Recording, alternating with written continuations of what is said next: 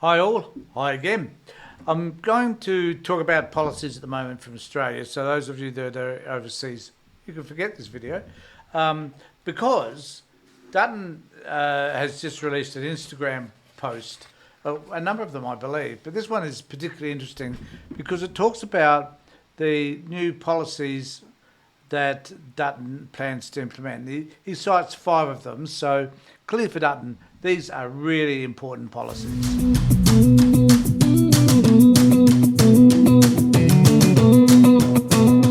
So this is how Dutton plans to garner the trust of young people in Australia by presenting five key policies that he believes are going to resonate with people in our community. And so this appeared on Instagram. And go Dutton. I mean, fine. You're doing all this stuff that I suggest that the left should be doing, and that hopefully Albanese and the Labor Party will do, and the Greens hopefully will do it as well. But this is Dutton's effort to appeal. So I still think we shouldn't make it about appearances because people criticise me about mine. But it's just something about Dutton that doesn't appear to be, for me, very convincing. But nevertheless, this is the video that I was referring to. Which we've announced that you may not have heard of, but which I think will make a real difference for Australians. We're committed to restoring access to 20 Medicare subsidised psychological sessions permanently, because mental health care isn't a luxury, it's essential. Our $5 billion housing infrastructure program will unlock 500,000 new homes by fast-tracking the water, roads and power needed to build them. The coalition government will rebalance Australia's migration program to reduce pressure on housing. By lowering migration, will free up homes and ensure Australians have a better chance to own their own. And we need more GPs, especially in our outer suburbs and regional areas. The coalition government will increase access to GPs across Australia by providing new incentives to attract more doctors where they're needed most, and will include zero emissions nuclear energy as part of a balanced energy plan to deliver affordable and reliable power for all Australians. These are just five policies, but there's so much more we're doing to get Australia back on track. If you want to learn more, head to liberal.org.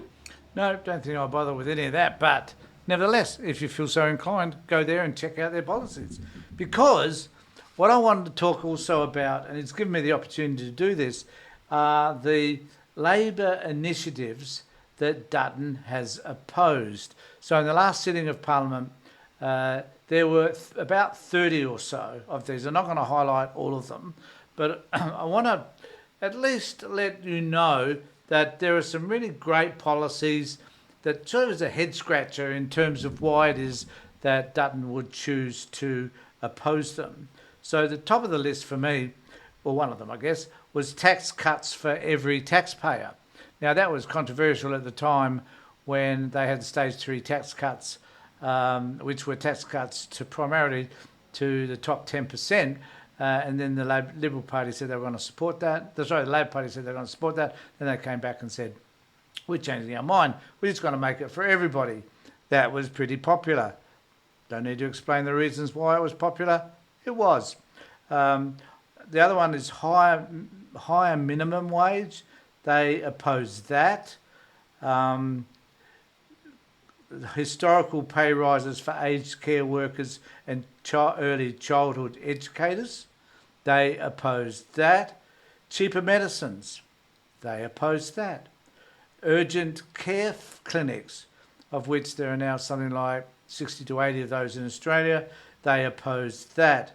24/7 nurses and minimum aged care minutes, changing the number of hours, increasing the number of hours that were dedicated to aged care nursing. Cheaper childcare, they opposed that. Pay rise for childcare workers, opposed that. Energy price relief plan, they opposed that as well. Making multinationals pay their fair share, they opposed that. Surprise, surprise. The Housing Australia Future Fund, they opposed that.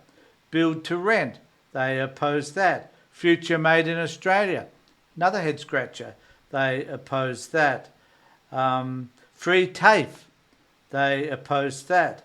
Student debt relief, they opposed that. Strong sustainable superannuation, they opposed. Electric vehicle discount, they opposed. Climate bill, 43% reduction by 2030, they opposed that. Rewiring the nation, that is the NBN,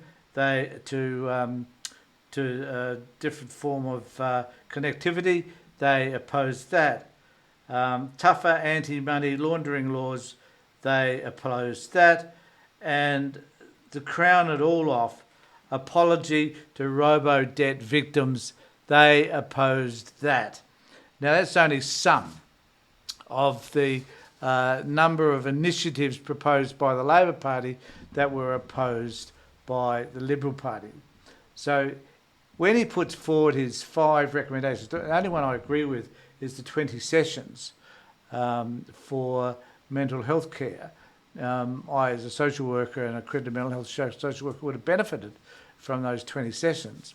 And I guess I did during COVID, but I do believe they need more than the 6 allotted sessions at the moment. But certainly we need to be mindful of the fact that Dutton opposed everything. So what I can never understand is if someone, it doesn't matter which side of the politics you're on, seriously, if a proposal is made that is good, that is going to benefit the community generally, then maybe amend it, but just don't blatantly oppose it. They were known as the what did Albanese refer to them as? The Noalition, because they just say no to absolutely everything.